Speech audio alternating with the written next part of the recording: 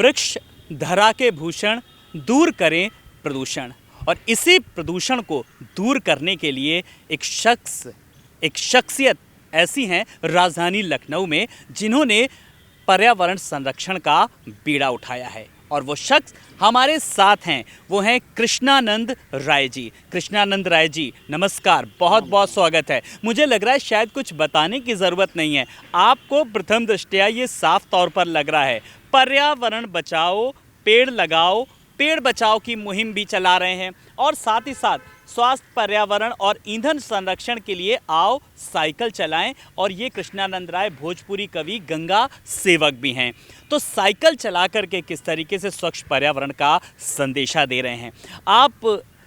कब से मैं आपको देख रहा था कृष्णानंद राय जी, सुनता था आपको, समाचार पत्रों में पढ़ता था, लेकिन आज वो शख्सियत कृष्णानंद राय जी आज हमें मिले और हमने इस खास शो में टीवी 27 न्यूज़ के लिए आमंत्रित किया।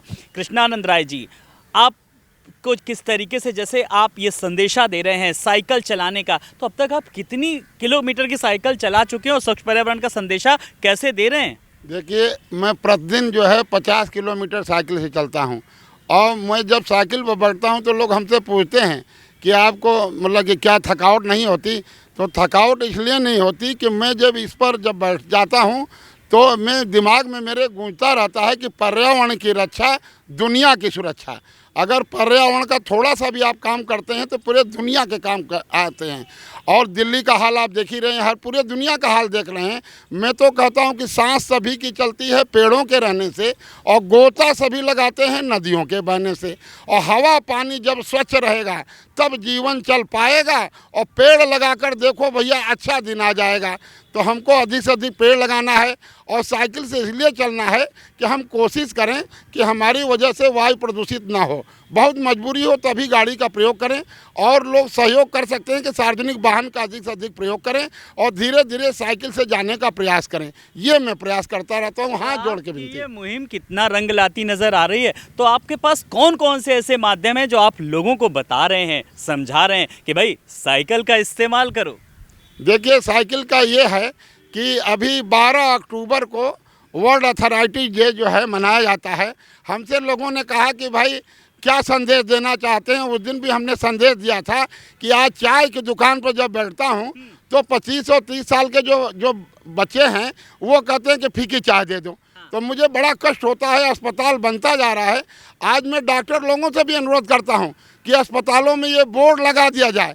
और ये जान लीजिए, अगर आप साइकिल से नहीं चल रहे हैं तो आप समझिए कि श्रम नहीं कर रहे हैं। और गाड़ियों का धुआं, तमाम तरह का दबाव बढ़ता जा रहा है। कोई आदमी जो है बीमारियों से बच नहीं पाएगा।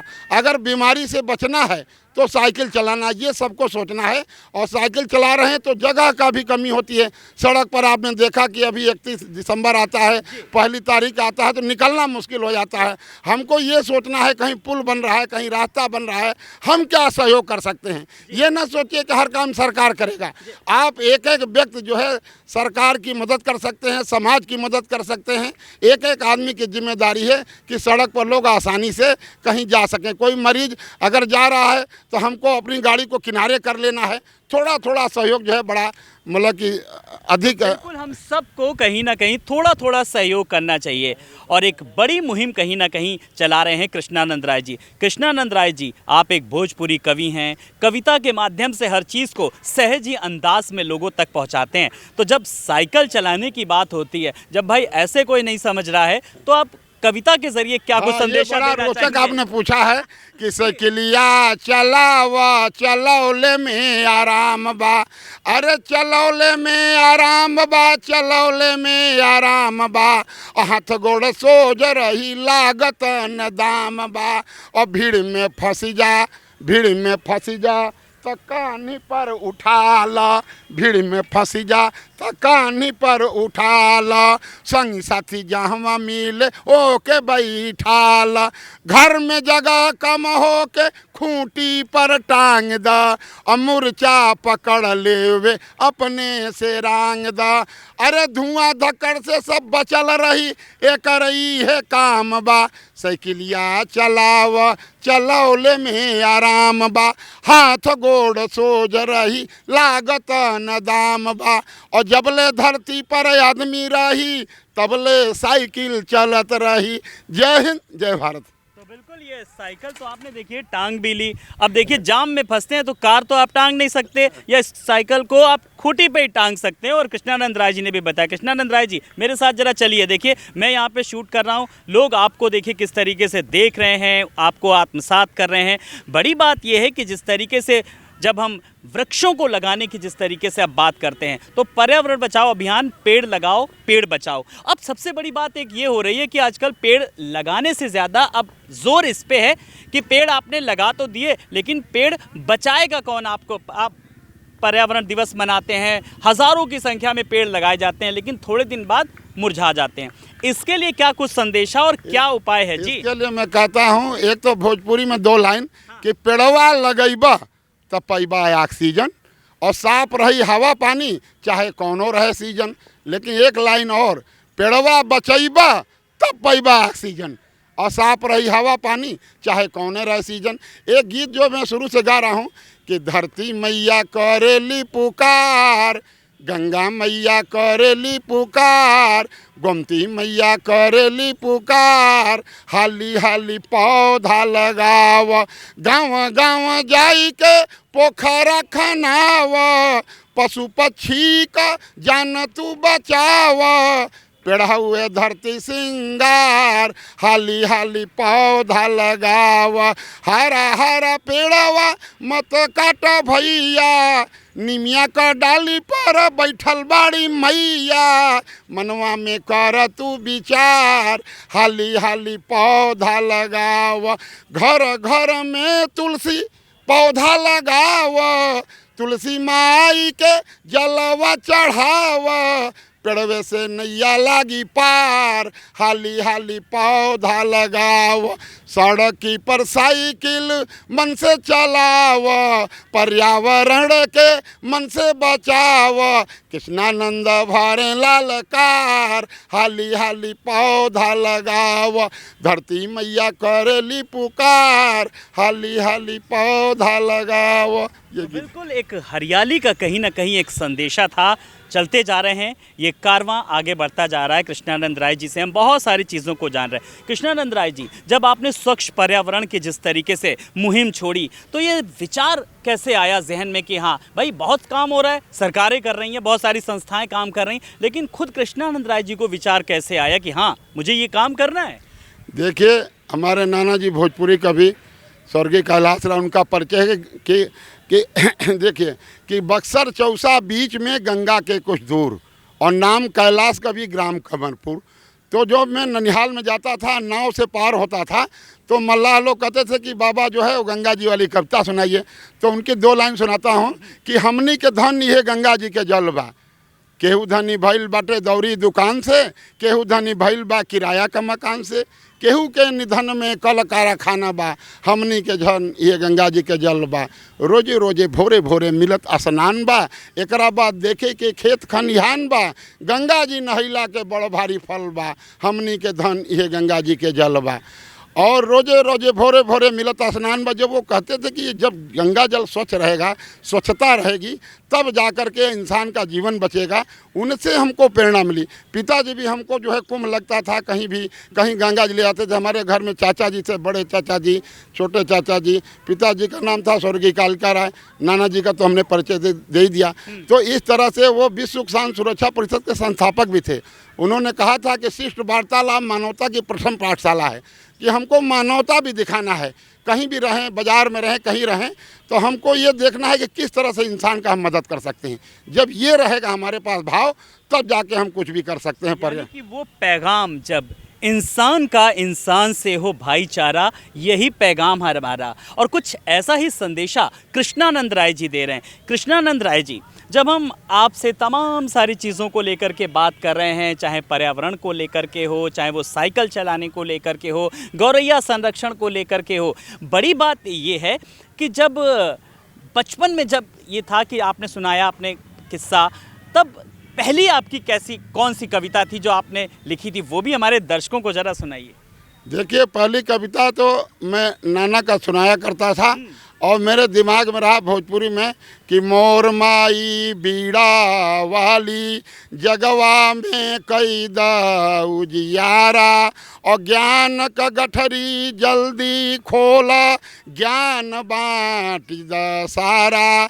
हाथ जोड़ के रउआ से चरण में शरण के मांगीला, और तोहर कृपा से सबके ज्ञान मिलत बा, धन्य भाग हम जानीला।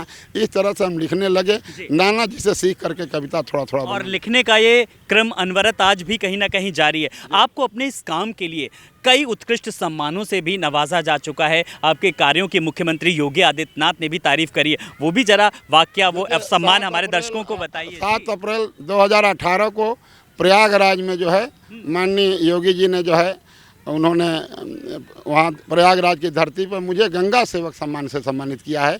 और मुझे जानकारी नहीं थी, अचानक हमारे पास फ़ोन आया कि आपको लोग सम्मानित करेंगे, तो मैं वहाँ गया था।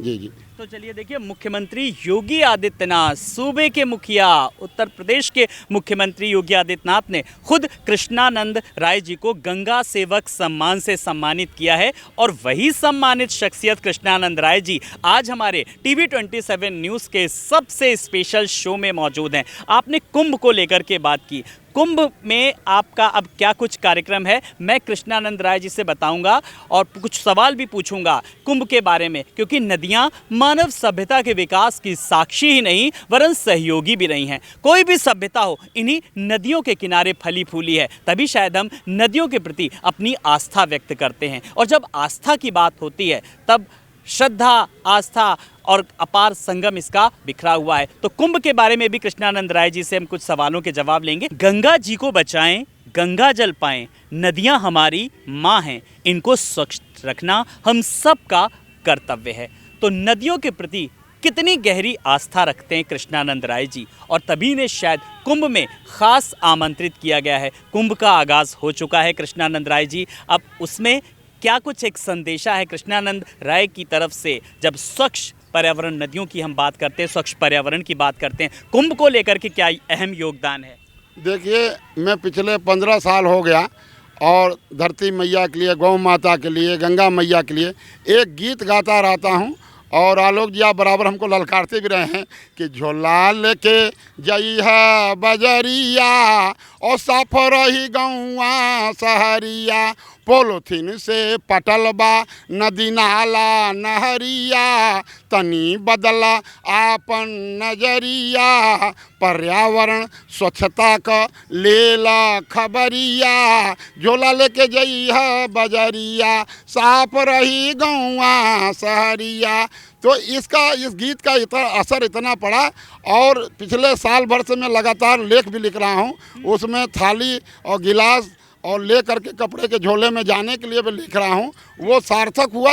और कुंभ में अब की बार जो है कपड़े के झोले में गिलास थाली लेकर प्रयागराज जाना है और महाकुंभ को प्लास्टिक मुक्त बनाना है। तो ये संदेशा है स्वच्छ पर्यावरण का। और कृष्णानंद राय जी, लेकिन हम ये शूट कर रहे हैं और उस दौरान देखिए लोग भी किस तरीके से खुश हैं और वहाँ पर देख रहे हैं और इनकी इस मुहिम को। चलिए, हाँ, प्रयागराज में जब भी जाएं तो कपड़े के झोले में गिलास थाली रखकर प्रयागराज जाना है और महाकुंभ को प्लास्टिक मुक्त बनाना है। क्योंकि गंगा जी जब स्वच्छ रहेंगी, हम वो बराबर गीत सुना करते थे कि हम उस देश के वासी हैं जिस देश में गंगा बहती हैं। माँ गंगा क्या कह रही हैं, एक छंद सुना देता हूँ कि गंगा माई कह रही मुझको बचाओ आज, कैसे मैं बचूंगी अब सोचो पल पल में, मल मूत्र कचरे को मुझू में मिलाओ मत, तभी जाके बचूंगी मैं आने वाले कल में। मेरा जल साफ करें सभी लोग मिलकर, नहीं तो फंसेंगे लोग मेरे दल दल में। राजा भगीरथ जब मुझे लेके आए तब तर गए पुरु के समा के मेरे जल में। बोलिए गंगा मैया की जय, प्रयागराज की जय। तो ये इसके ज़रिए क्या कुछ और संदेशा है जब अपनी थाली आप लेकर के जाएंगे वहाँ पर? इसका मतलब यानी कि जो प्लास्टिक वाले जो थैले वहाँ पर वो लोग इस्तेमाल ना करें। हाँ, ये प्लास्टिक ना इस्तेमाल करें।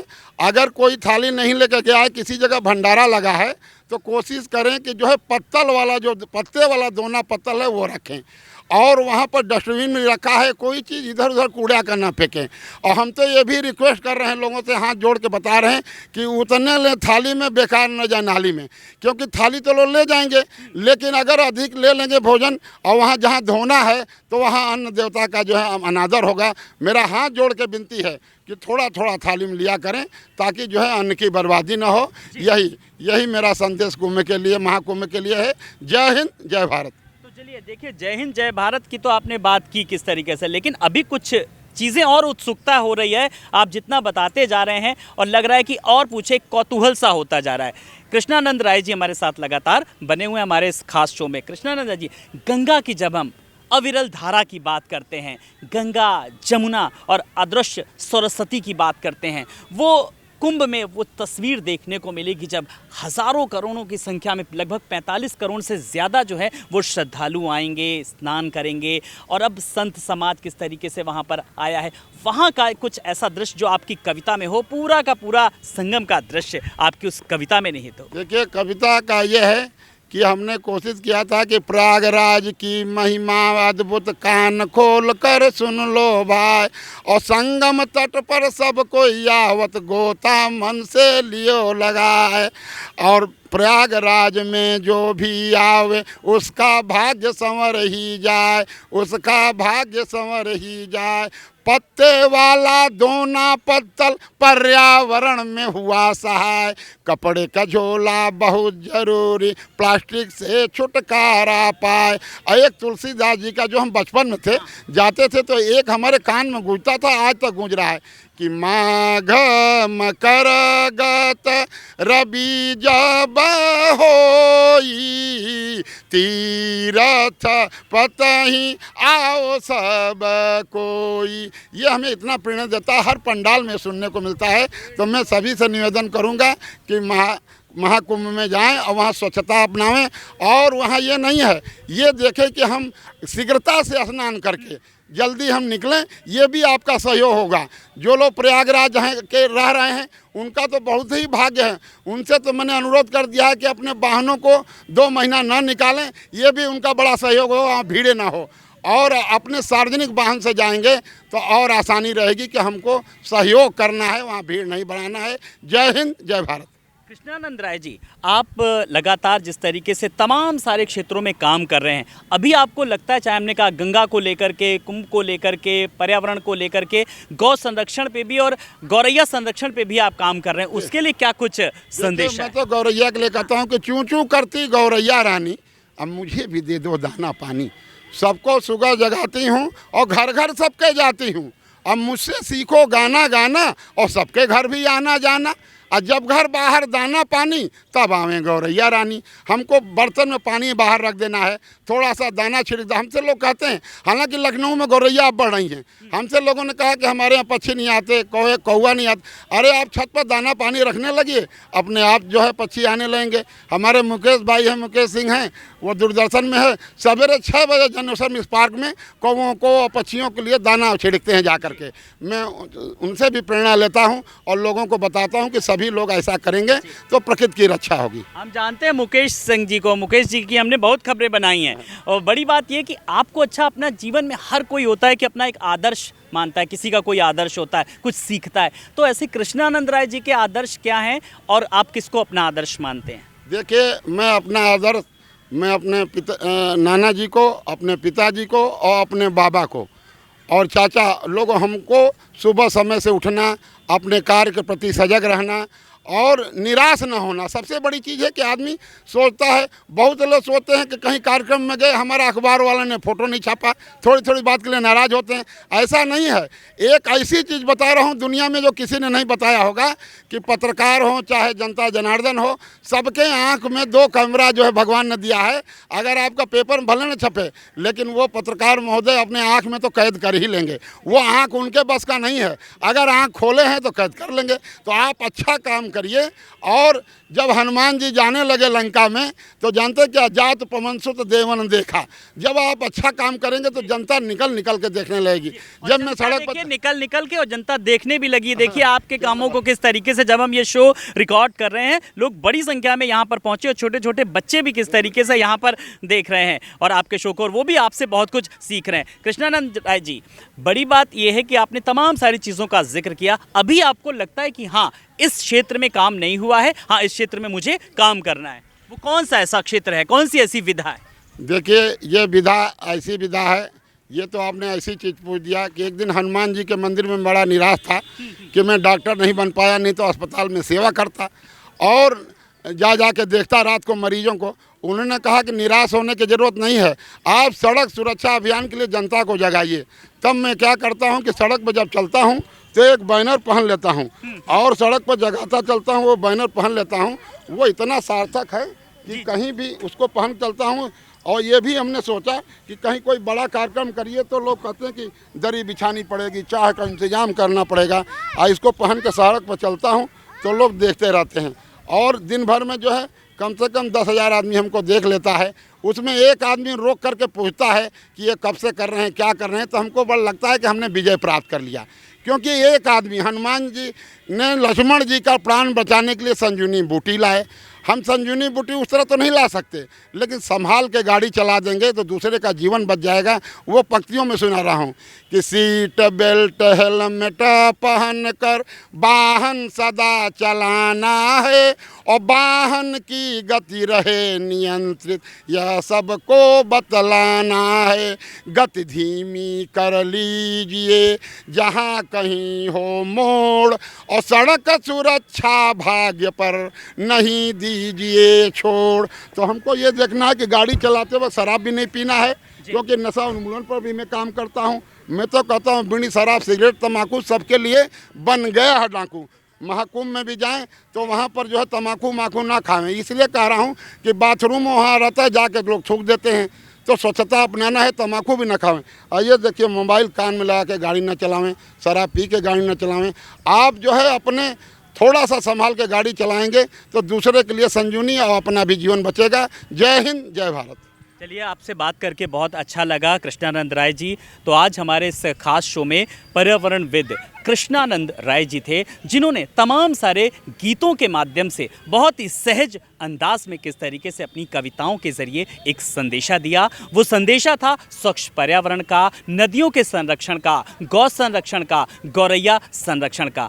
तो आप कृष्णानंद राय की थोड़ी सी भी अगर बात मानेंगे तो ज़िंदगी में ज़रूर कहीं ना कहीं बदलाव पाएंगे। हमारी इस खास पेशकश में इतना ही। बने रहिए TV 27 न्यूज़ के साथ। लेटेस्ट अपडेट खबरों का सिलसिला लगातार जारी है। नमस्कार।